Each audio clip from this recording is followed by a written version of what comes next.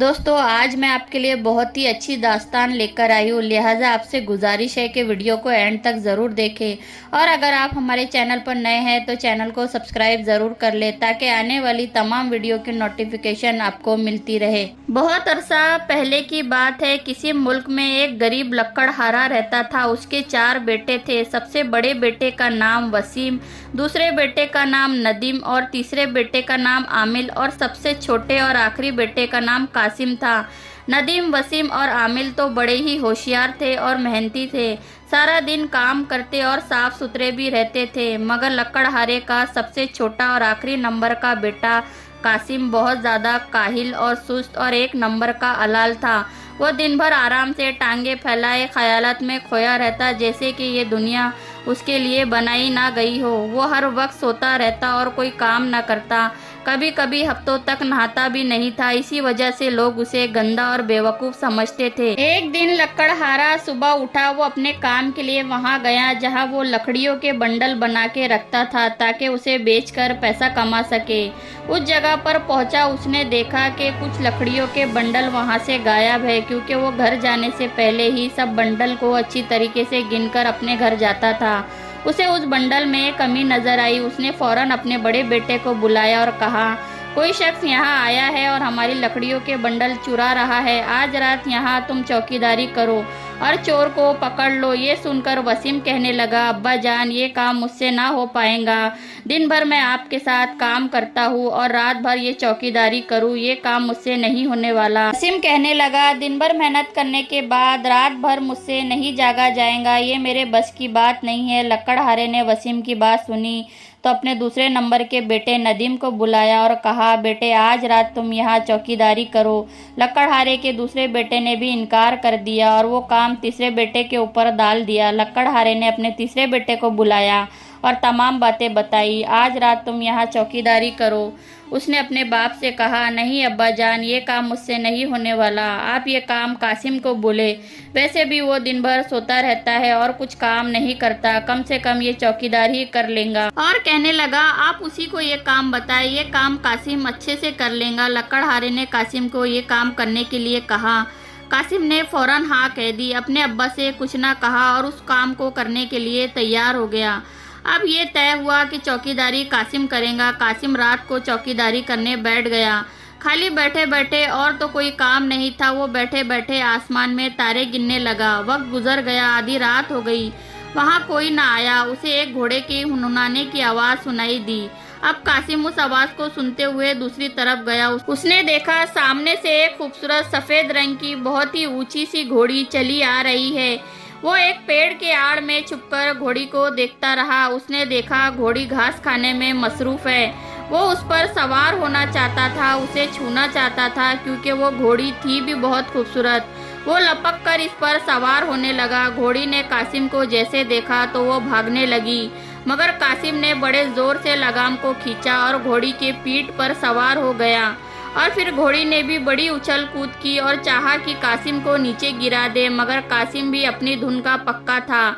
उसने बहुत ही दूर तक घोड़ी की सवारी की। कासिम को उस घोड़ी की सवारी करने में बहुत मज़ा आ रहा था। घोड़ी थक हार के एक जगह खड़ी हो गई और रुक गई और कासिम से कहने लगी, मैं बहुत थक चुकी हूँ। कासिम को आवाज़ आई तो वो इधर उधर देखने लगा कि ये आवाज़ कहाँ से आ रही है। घोड़ी से नीचे उतर आया और बड़ी हैरत से उस घोड़ी को देखने लगा और कहा, अरे वाह, क्या तुम भी बात करना जानती हो? घोड़ी ने कहा, हाँ, क्या तुम मेरी मदद कर सकते हो? कासिम कहने लगा, मदद? कैसी मदद? घोड़ी ने कासिम से कहा, यहाँ से कुछ दूर एक बड़ा सा पहाड़ है जहाँ एक गुफा है। वहाँ मेरे 3 बच्चे फंसे हुए हैं और मैंने इन्हें निकालने की बहुत कोशिश की, मगर मैं नाकाम रही। क्या तुम हमें किसी महफूज जगह पर पहुंचा सकते हो? अगर तुम मुझे और मेरे बच्चों को आज़ाद करा दो तो मैं तुम्हें एक नायाब तोहफा दूंगी। कासिम ने घोड़ी की बात सुनी तो हंसने लगा और कहा, तुम मुझे क्या नायाब तोहफा दोगी?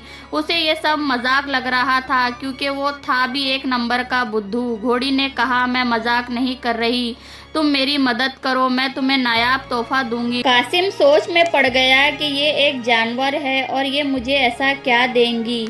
मैं किसी मुसीबत में तो नहीं फंस जाऊंगा। फिर उसने सोचा चलो ठीक है, घोड़ी की इस बात पर यकीन कर लेते हैं और इसकी मदद करते हैं।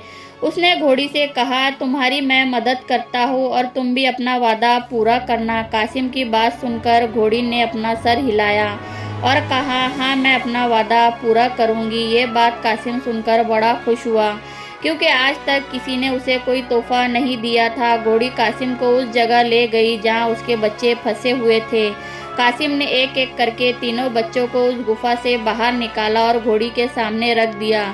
घोड़ी अपने बच्चों को देखकर बहुत ज़्यादा खुश हुई और उन्हें प्यार करने लगी। उस घोड़ी के तीनों ही बच्चे बहुत ही ज़्यादा खूबसूरत थे। सबसे छोटा वाला बच्चा बहुत ज़्यादा खूबसूरत था। उन दोनों घोड़ों से मुख्तलिफ उसकी हाइट बहुत कम थी, इसलिए कासिम ने उसका नाम नन्हा रख दिया और उसे प्यार करने लगा। उसे अपने गले से लगा लिया जैसे कि घोड़ी ने कहा था कि वो कासिम को कोई नायाब तोहफा देंगी। घोड़ी ने अपना वादा पूरा किया और अपना सबसे छोटा बेटा जिसको कासिम प्यार कर रहा था उसे दे दिया। कासिम उसे पाकर बहुत ज़्यादा खुश हुआ। घोड़ी ने कासिम से कहा तुम इसकी परवरिश करना, ये सारी उम्र तुम्हारी खिदमत करता रहेगा और तुम्हारा बेहतरीन दोस्त साबित होगा। कासिम ने घोड़ी का शुक्र अदा किया और उस नन्हे से घोड़े को वो प्यार ही कर रहा था कि वो घोड़ी अपने दो बच्चों के साथ वहाँ से गायब हो गई। कासिम वहाँ अकेला रह गया। कासिम ने उस घोड़ी को बहुत ढूंढा मगर वो नहीं मिली। वो उस नन्हे से घोड़े को अपने साथ घर ले आया और उसे एक महफूज जगह बांध दिया। अब दिन निकल गया, सुबह हो गई। कासिम के बड़े भाई वसीम ने देखा कि एक नायाब घोड़ा है जो कासिम के पास खड़ा है। वो अपने दूसरे नंबर के भाई नदीम को बुला लाया और घोड़े को देखते हुए कहने लगा ये घोड़ा तो बहुत ही ज़्यादा खूबसूरत है और नायाब है। मैंने इससे पहले ऐसा घोड़ा नहीं देखा, वो भी इतना खूबसूरत। घोड़े को देखकर कासिम के बड़े भाई के दिल में लालच आ गया और अपने दूसरे नंबर के भाई नदीम से कहने लगा कल शहर में मेला लगने वाला है और बादशाह के अस्तबल के लोग घोड़े खरीदने के लिए वहां आएंगे। चलो इस घोड़े को वहीं जाकर बेच देंगे और अच्छी खासी रकम वसूल कर लेंगे। और फिर दोनों भाई चुपके से घोड़े को खोलकर वहां से गायब हो गए। कासिम उस वक्त सो रहा था। जब इसकी आँख खुली तो नन्हे को उस जगह नहीं पाया तो बहुत ज़्यादा परेशान हुआ। उसने नन्हे की तलाश शुरू की, इधर उधर उसे तलाश करने लगा। थोड़ी ही दूर गया था कि उसने देखा कासिम के दोनों भाई उस नन्हे से घोड़े को लेकर अपने साथ जा रहे हैं। कासिम ने अपने भाइयों को आवाज़ लगाई और कहने लगा तुम मेरे नन्हे को लेकर कहाँ जा रहे हो। कासिम के भाइयों ने अपनी बात बदलते हुए कहा ये भाग रहा था इसलिए हम लोग इसके पीछे आए और इसे पकड़ लिया। कासिम ने कहा बहुत खूब, मैं तुम्हें अच्छी तरीके से जानता हूँ, चलो लाओ मेरे नन्हे को इधर। कासिम ने वो घोड़ा अपने भाइयों से ले लिया और मेले की तरफ चल पड़ा। शहर में मेला लगा हुआ था। कासिम उस नन्हे से घोड़े को लेकर मेले में आ गया और मेले में सभी लोग नन्हे की खूबसूरती को देखकर उसकी तरफ मुतासिर हुए। वहां बादशाह के अस्तबल के हाकिम खास भी मौजूद थे। उन्होंने जब इस घोड़े को देखा तो उसे खरीदने के लिए आगे बढ़े और कासिम से कहने लगे हम इस घोड़े को खरीदना चाहते हैं, घोड़ा बहुत ही नायाब है, हमने इससे पहले ऐसा घोड़ा नहीं देखा। कासिम ने कहा वाकई ये घोड़ा बहुत नायाब है। बादशाह के हाकिम खास कहने लगे ये घोड़ा तुम हमें दे दो, हम तुम्हें इसकी अच्छी खासी रकम देने के लिए तैयार है। फिर इस पर से कासिम ने कहा जनाब ये घोड़ा बिकाऊ नहीं है, ये मेरा नन्हा है और मैं इसे किसी भी कीमत पर नहीं बेचूंगा। बादशाह के अस्तबल के हाकिम बहुत ज़्यादा नाराज़ हुए और सारी बात जाकर बादशाह को बताई कि एक लकड़हारे का बेटा है जिसके पास बहुत ही नायाब घोड़ा है और वो इसे बेचने के लिए तैयार नहीं है। बादशाह ने जैसे ही अपने हाकिम की बात सुनी तो कहा कि मैं भी देखना चाहता हूँ कि उस शख्स के पास ऐसा कौन सा नायाब घोड़ा है जिसकी तुम सब इतनी तारीफ कर रहे हो। बादशाह के दिल में उस घोड़े को देखने की ख्वाहिश पैदा हुई और कहा कि उस शख्स और उसके घोड़े को कल सुबह दरबार में पेश किया जाए। अगले ही दिन कासिम को बादशाह के दरबार में बुलाया गया। कासिम अपने नन्हे घोड़े के साथ मिलकर दरबार में हाजिर हुआ। जब बादशाह ने इस नन्हे से घोड़े को देखा तो बहुत ज़्यादा खुश हुआ और कहा ये तो वाकई बहुत नायाब घोड़ा है, हम इसे खरीदना चाहते हैं। कासिम ने साफ इनकार कर दिया और कहा मैं इसके बिना नहीं रह सकता और ये मेरे बिना नहीं रह सकता, इसलिए मैं इसे नहीं बेचना चाहता। बादशाह ने कासिम की बात सुनी तो कहा, तुम इस घोड़े के साथ हमारे महल में रहो। आज से तुम मेरे अस्तबल के हाकिम खास मुकर्रर किए जाते हो। कासिम अब उस घोड़े के साथ मिलकर उस महल में रहने लगा। बादशाह के महल में उसके दिन बहुत आराम से गुजरने लगे और इसका वो नन्हा मुन्ना घोड़ा भी हर वक्त उसके साथ रहता। लेकिन अस्तबल का हाकिम खास कासिम से जलने लगा, क्योंकि बादशाह कासिम और इसके घोड़े पर ज्यादा ध्यान देता और इसकी तमाम बातें मानता। कासिम बहुत खुश था। कासिम की खुशी हाकिम से देखी ना गई और इसने कासिम के खिलाफ बादशाह के कान भरना शुरू कर दिया और बादशाह से कहा, कासिम तो कहता था ना कि वो आपके लिए कुछ भी कर सकता है। मैंने सुना है यहाँ से कुछ दूर एक जंगल है। जंगल में एक सुनहरी हिरन है जो किसी को नजर नहीं आती और ना ही आज तक इसे कोई छू पाया। बादशाह ने हाकिम की बात सुनी तो कहने लगा कि वाकई सुनहरी हिरन होते हैं। हाकिम ने कहा, हाँ। बादशाह ने हाकिम की बात सुनकर कासिम को बुलाया। कासिम बादशाह के सामने हाजिर हुआ। बादशाह ने कासिम को सुनहरी हिरन लाने की ख्वाहिश जाहिर की और कहा, तुम जाओ और हमारे लिए जंगल से वो खूबसूरत सुनहरी हिरन तलाश कर ले आओ। कासिम बादशाह की बात सुनकर बहुत ज़्यादा हैरान हुआ और कहा, बादशाह सलामत, मैंने आज तक सुनहरी हिरन के बारे में नहीं सुना और ना ही मैंने उसे देखा है। मुझे ये भी नहीं पता कि वो मुझे कहाँ मिलेंगी, मैं उसे कैसे ला सकता हूँ। बादशाह ने जैसे ही कासिम की बात सुनी तो बहुत ज़्यादा नाराज़ हुआ और कहने लगा, तुम्हारी इतनी हिम्मत कि तुम मेरे हुक्म मानने से इनकार कर दो। जाओ 2 से 3 दिन के अंदर उस सुनहरी हिरन को पकड़ के हमारे सामने हाजिर करो, नहीं तो तुम्हारी जान की खैर नहीं, तुम्हारी गर्दन उड़ा दी जाएंगी। कासिम बेचारा मायूस हो गया और वापस अपने अस्तबल में आ गया। वो उदास एक जगह बैठ गया। तभी उसे एक आवाज़ आई, मेरे दोस्त क्या बात है। कासिम हैरत से इधर उधर देखने लगा, उसे कोई नज़र नहीं आया। फिर से उसे आवाज़ सुनाई दी, मेरे दोस्त क्या बात है। इस बार कासिम बहुत ज़्यादा हैरान हो गया। उसका वो नन्हा मुन्ना सा घोड़ा उससे बात कर रहा था। कासिम बहुत खुश हुआ और उससे अपने गले से लगा लिया और कहा, अरे वाह, तुम भी बात करना जानते हो। घोड़े ने कहा, तुम इतने परेशान क्यों हो कासिम। कासिम ने तमाम मजरा नन्हे घोड़े को बताया। घोड़े ने कहा, तुम बिल्कुल भी घबराओ मत और परेशान मत हो। बादशाह सलामत से जाकर कहो कि तुम्हें एक सोने की बाल्टी, सोने के कुछ दाने और एक रेशम की रस्सी की ज़रूरत है और कल ही हम इस काम के लिए रवाना हो जाएंगे। कासिम ने ऐसा ही किया। बादशाह से कहा, मुझे सोने की बाल्टी, सोने के कुछ दाने और एक रेशम की रस्सी की ज़रूरत है।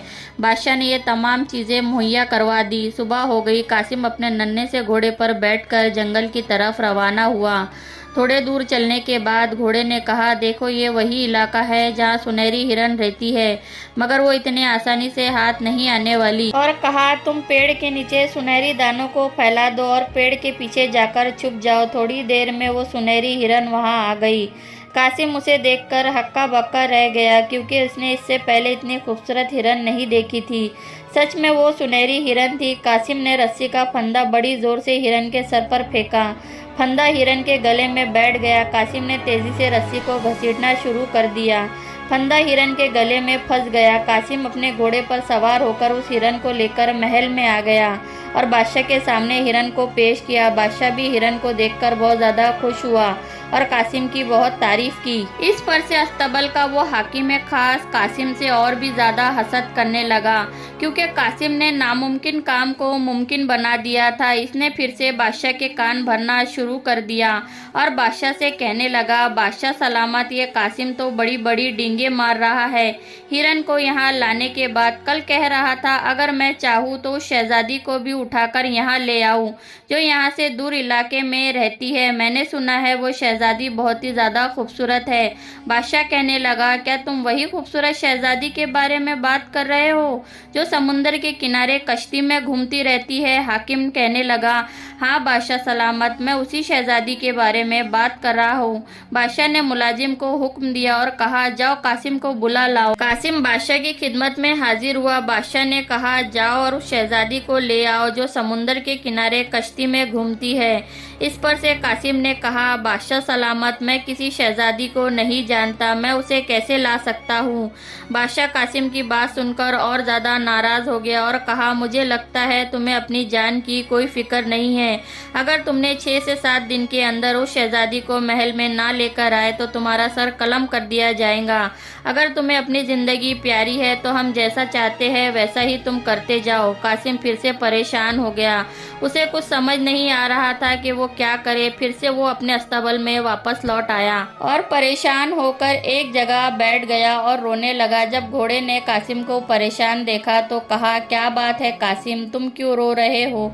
घोड़ा कासिम के आंसुओं को अपनी जीभ से चाटने लगा और कहा, कासिम, अपने आंसू को पोंछ लो और परेशान मत हो। बादशाह सलामत से जाकर कहो कि तुम्हें एक रेशमी खेमे और सोने चांदी के बर्तन और बेहतरीन से बेहतरीन ग़िज़ा तुम्हारे लिए मुहैया करवा दे।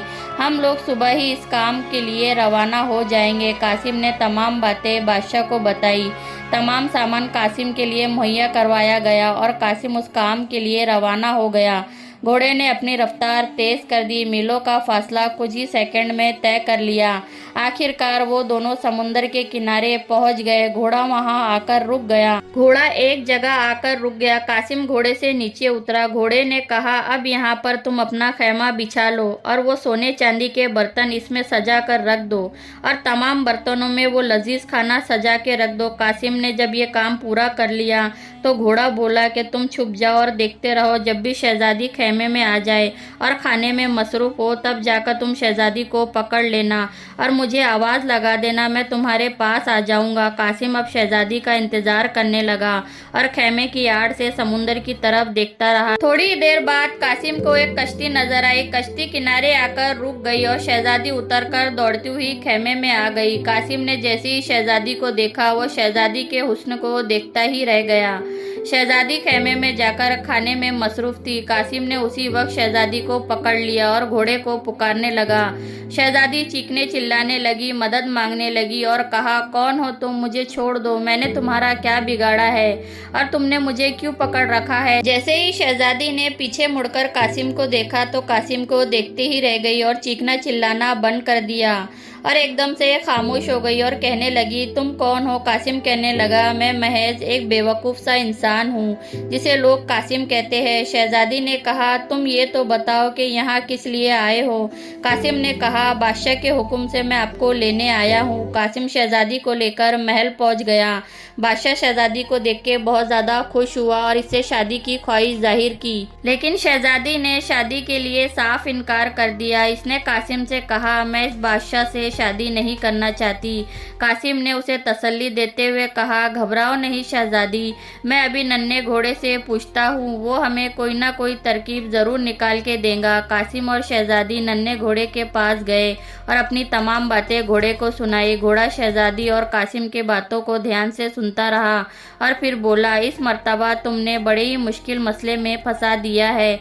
मैं तुम्हें जो सलाह दे रहा हूँ इसे अच्छी तरीके से सुनो और इस पर अमल करो। इसके बाद चुपके से घोड़े ने कासिम और शहजादी को अपनी बात समझा दी। अगले ही दिन शहजादी बादशाह के सामने हाजिर हुई और बादशाह से कहा, आपने कहा था कि आपका दिल जवान है, अगर आप भी जवान हो जाए जितना कि आपका दिल है तो फिर मैं आपसे शादी कर लूँगी। बादशाह शहजादी की बात सुनकर हैरान हो गया और कहने लगा, भला इंसान दोबारा जवान कैसे हो सकता है? शहजादी ने कहा, बादशाह सलामत, एक तरीका है, अगर इंसान गाय के दूध में 1 मिनट के लिए डुबकी लगाए तो वो फिर से इतना ही जवान हो सकता है जितना कि उसका दिल है। बादशाह कहने लगा, वाकई ऐसा हो सकता है?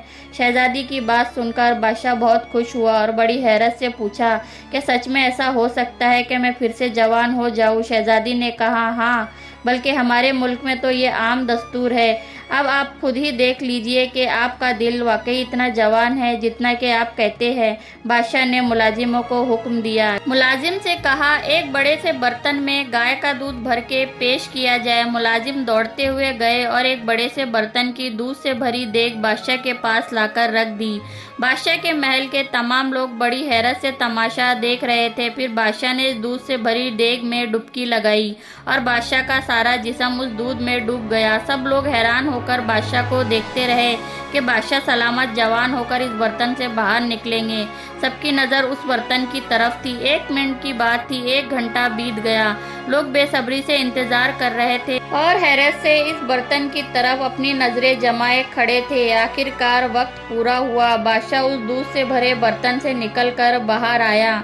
बादशाह सब लोगों की तरफ देख रहा था और खुश हो रहा था। महल के लोग आपस में ही बात करने लगे और कहने लगे, अरे ये बादशाह तो ज़रा भी नहीं बदला। शहजादी आगे बढ़ी और बादशाह से कहा, बादशाह सलामत, मुझे अफसोस है मगर आप ये साबित नहीं कर पाए कि आपका दिल जवान है जितना कि आप समझते हैं। शहजादी की बात सुनकर बादशाह उदास हो गया और कहने लगा, क्या मैं जवान और खूबसूरत नहीं हूँ? शहजादी ने बादशाह के सामने एक आईना पेश किया और जब आईने में बादशाह को अपनी वही बुरी शक्ल नजर आई तो बहुत अफसोस करने लगा और शहजादी से कहने लगा, तुम ठीक ही कहती हो, मैं बूढ़ा हो चुका हूँ। शहजादी ने कहा, आप इतने भी ज़ईफ नहीं हुए हो कि मेरी शादी किसी और से ना करवा सको। बादशाह ने कहा, शादी? तुम्हें यहाँ किससे शादी करनी है?